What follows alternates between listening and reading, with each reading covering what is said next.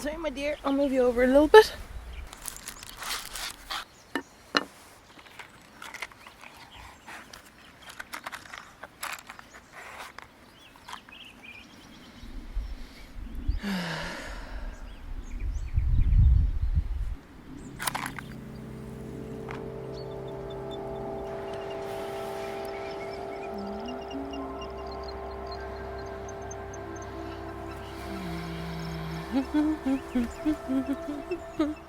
I want to share this poem with you.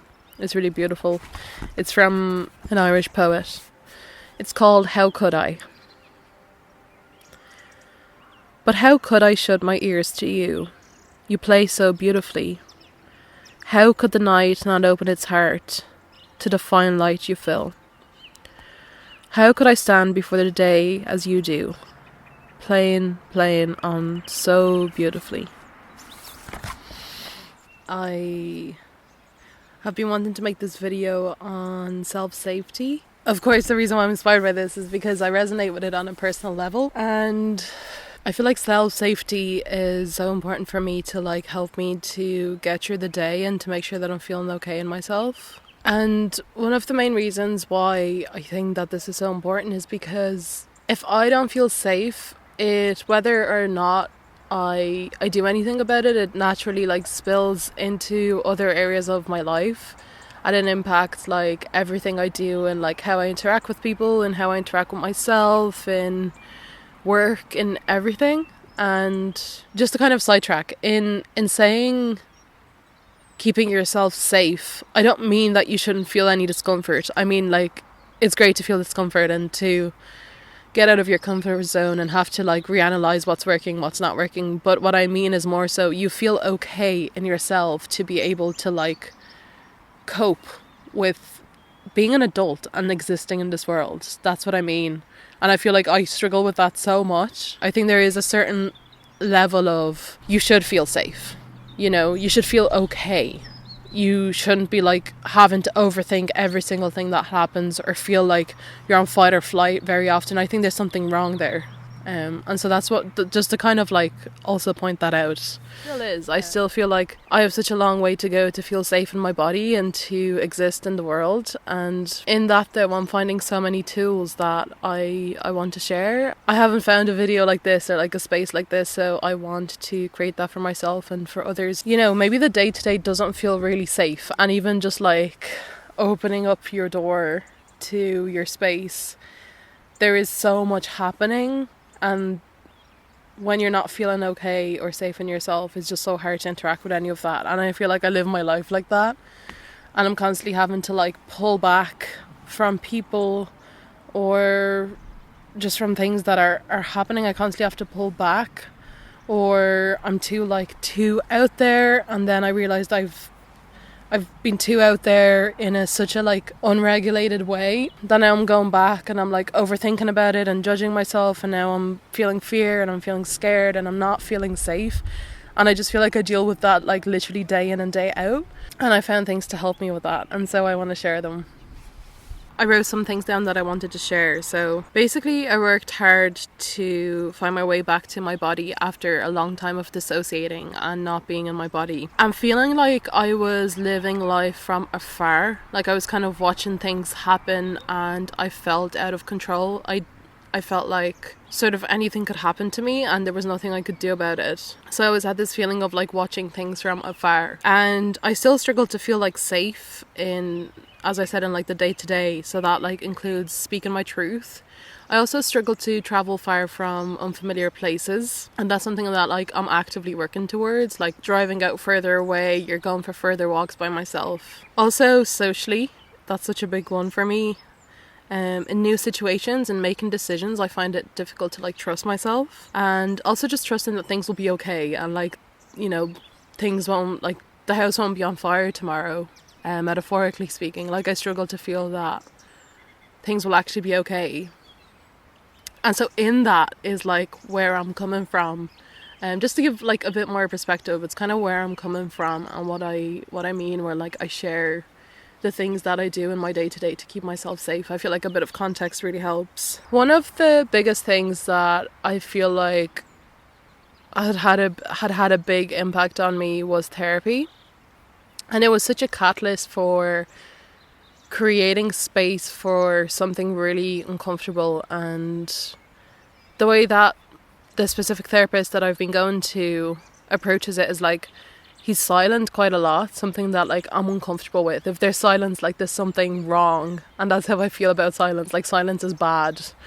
Silence means things are about to like explode, or the house is going to go on fire. And so he would create a lot of space for quietness, and that meant that whatever I had inside of me was just laying out, and I could choose to like look at it or talk about it.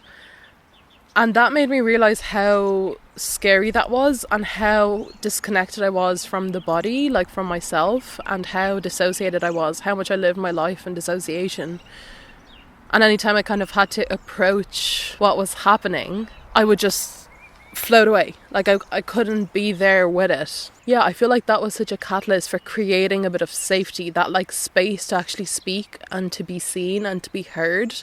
And I feel like that's so important for us, even in our like day-to-day relationships and our day-to-day friendships, like both for us to see people and to hear them and to be curious and to ask questions, but also for us to get that in return. And I feel like sometimes when we have such little self-worth, we end up hanging around with people or being around people who maybe don't create that space for us in return, aren't curious enough, and like don't make us feel seen and heard. And I think that's such an important part of starting to feel safe. And something that I'm noticing big time is like the world is built on all of us just wanting to talk about ourselves like all the time, including myself. And like something that I'm working towards and I think is so important, and I really feel like we can heal if we connect in community like that, but creating space for each other without like waiting to say our bit next, and actually listening to what the other person has to say and being curious. Like curiosity, bring it into existence, this thing of just being curious about the people in our lives, of like, I want nothing from this than to get to know you. I just feel like, imagine we all did that with each other. I feel like we would really be helping each other to feel seen and heard in life and in relationships. And maybe this is a personal thing, because I obviously didn't feel seen and heard, and that's where I'm coming from. But I look around me and I feel like most people just talk about themselves, which to me is a sign of you weren't seen and heard. If you come into a room and you mainly speak and can only hear your own voice for like most of the time, you weren't seen or heard. And so I think curiosity would go a long way in both healing ourselves and learning to be good listeners and learning to be good friends and good partners and good parents, but also in return to get that for ourselves and to feel supported and held and heard. And I think curiosity would go a long way. And that's the whole reason why we have therapy, you know, is like someone actually gives a crap and someone actually wants to hear you. You have to pay them, but like nobody else in your life is willing to hear you in a non-judgmental way. I have this wild idea that the reason why we have to have therapy is because we're all really lonely and we're not willing to see or hear each other or give each other the time of the day. Like completely wild. But if we did see or hear each other and lived in community and felt seen and heard and connected, would we even need therapy? That's something that I often think about. Like why do we have therapy? And obviously these people are like really well educated, and you know, people in the day-to-day maybe aren't as like educated on like psychological well-being and like how to fully hold space for somebody. But we could learn. It's just, are we willing to learn? Are we willing to like not only hear our own voice but hear each other's voices, you know? Therapy was like such a big step into feeling safe, and now I'm trying to create relationships where it's mutual, that we are curious about each other. And like, it's hard. It's actually pretty hard to find people like that out there, where there's sort of a balance and people have the same intentions. But I want to be surrounded more by people like that, because I can see the power of community in that. Another thing that I think can really help to like make you feel safe is self-massage and self-touch. This is something that's new to me. I feel like showing up for yourself in this way can be really soothing and can really show the support that you can find in yourself for yourself. And what I mean by this is like self-massage. I feel like oftentimes when we think about maybe touching ourselves, we only think about it in like a sexual way, but well, that's nice. I don't mean it like that. I mean like actually just showing up and just like holding yourself, you know, holding your own hand. And there's different techniques as well. What I'm finding is I've been doing this nourishing like self-touch workshop, and I've been finding that it's the simple things, like it's like holding your own hand or like giving yourself a hug and really staying in it. So what self-massage has taught me is that simply just showing up, it can really bring to light what's happening in your body, like the amount of tension that you're maybe storing in your body that if you're not showing up you mightn't have known. You know, just simply massaging the face can be really nice. Massaging your jaw. Like there's so many different things. Yeah, I'll show you some of them, but like I also feel like it's whatever you need in the day. You know, massaging if you like take your fingers and just go in and start from like the side of your neck and start massaging down all the way to your shoulder and just see like what feels good there. Is there anywhere that like needs maybe a bit more time? Like just that pressure and self-soothing massage is so revolutionary. What's really nice and nourishing is when I'm on my period or when I'm close to my period or when I just really need that like time with that lower part of myself. Massaging the belly is really nice, like really getting into the tummy and like the lower belly and just massaging. And another thing to just kind of signal to your body of like, we're okay, we're relaxed. Leaving that belly out. Just like, you know, taking a breath and just really dropping that belly out and being like, it's okay, I'm safe. I feel like that's also been like a good one for me. Anytime that I feel like I'm kind of holding in, when I become aware of it, I'm like, okay, no, like we're okay. You know, we can let our bellies out and let our bellies take up space. And that's a big thing that's been making me feel safe. I know it's great to get a massage from other people, but like I can really show up for myself like that. And it's such an act of like self-love and self-care. And it's something I've been learning more and more about in the last like year or so. But I would definitely recommend it. It's so, so nice. Also, while you're like self-massaging yourself, it's also so important to check like, do I want to be touched right now? Am I enjoying this right now? And even just check in with yourself, like what do I need right now? Maybe like I just need to like move vigorously right now, like shake it off instead of, you know, massaging. That's something that I found in myself as well. I go into it thinking that like I would enjoy a massage and I start doing it and then I'm like, actually I actually don't want to be touched right now. Like not even from myself, I just don't want to be touched. And that's another thing that I found about that. And that further helps to create that safety in yourself of like, I know what I want and I'm going to say no when I don't want it. I think that that's really powerful to like practice with yourself too. And I think self-massage is just, it's such an intuitive thing. It can really help to bring you back to the body if you spend some time. Like, it really depends as well how much time you have. Like sometimes I do it for like 5 minutes, 10 minutes. The workshops are like 40 minutes, which is great. It really shows me like how much of a difference it is to like really just show up for 40 minutes and just hold yourself and like see like how are you getting on, how are you doing, you know. Then another thing that I would do in my day-to-day to keep myself safe and show up for myself is affirmations. So oftentimes if I'm not feeling great about myself, or if I'm doubting myself, or there's just these like the kind of critic kind of coming up saying like mean horrible things to me, like I'm like, you know, I'm not worth it, come on. So yeah, another thing that I do in my day-to-day that helps me to really show up for myself is affirmations. And I usually do it when I'm not feeling too great or that like real inner critic comes up.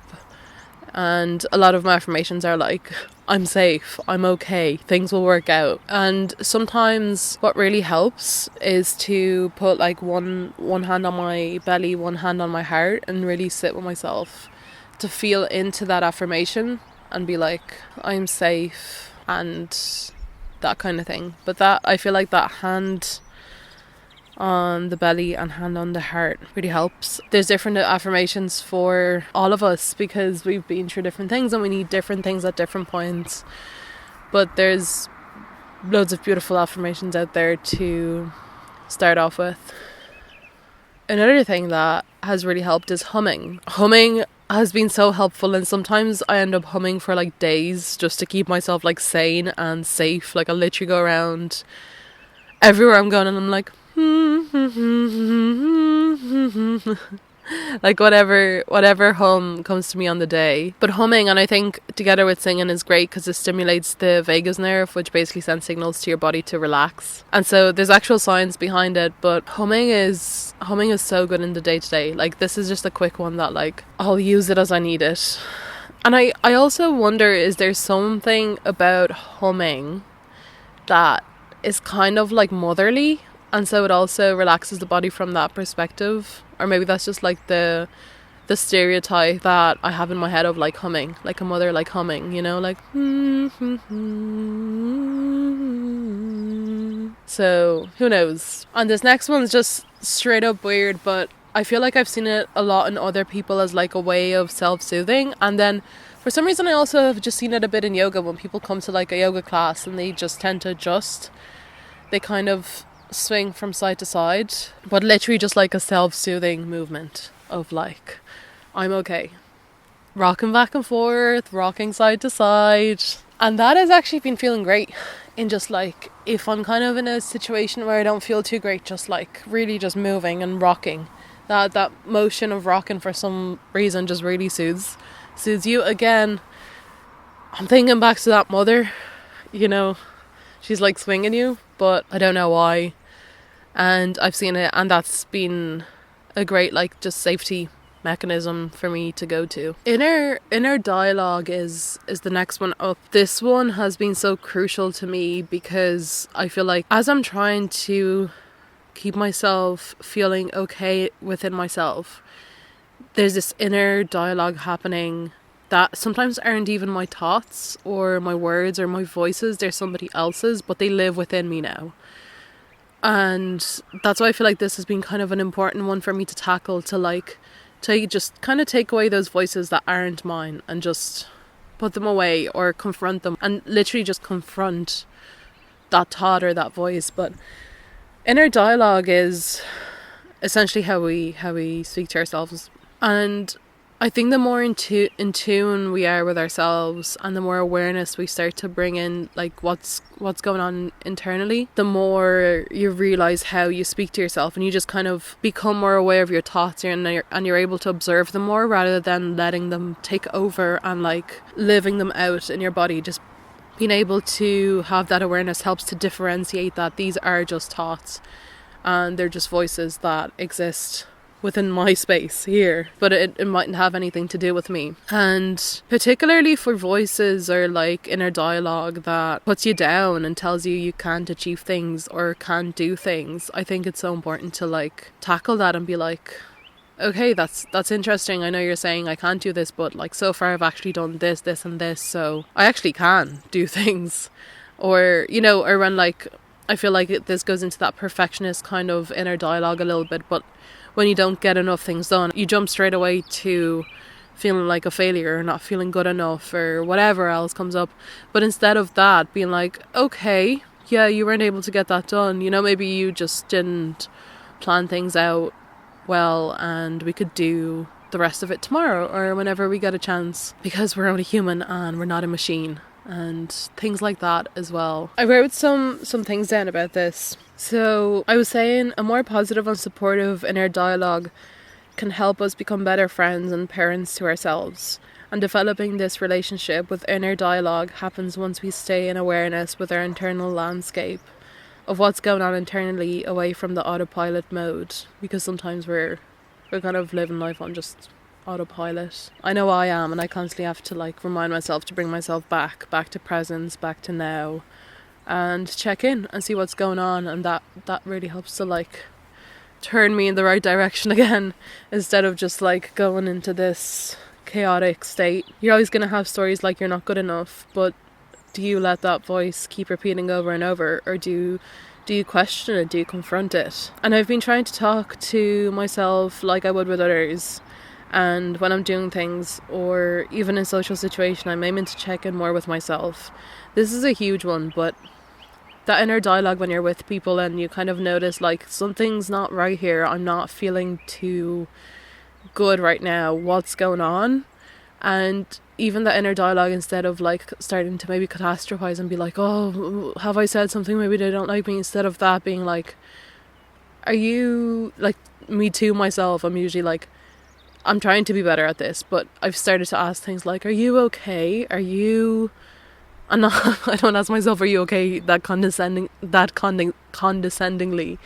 I'm not like, are you okay? No, I'm more like, are you okay? Like, do you want to step back? Do you want to maybe go to the bathroom, check in with yourself? Do you want to head out and go for a walk?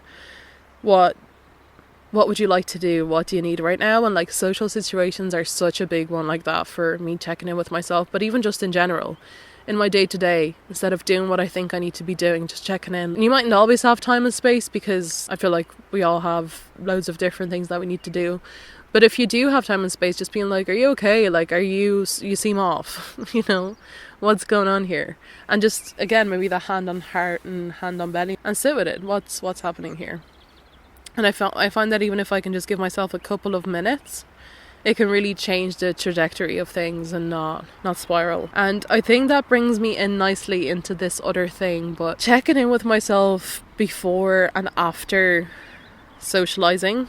Socializing gives me so much anxiety, and I don't know if it's because I used to not care when I was like a teenager, and I used to like, my ego was just through the roof, and I really didn't care what people thought of me. I would just share any crazy opinion that I had. Now, I don't know if it's because I've had negative experiences, or if it's because I'm way more self-aware. It's probably a bit of both. But checking in with myself before and after social situations is huge. Before social situations, what I'm starting to ask myself is, do I even want to hang out with these people? Do I want to hang out with these people?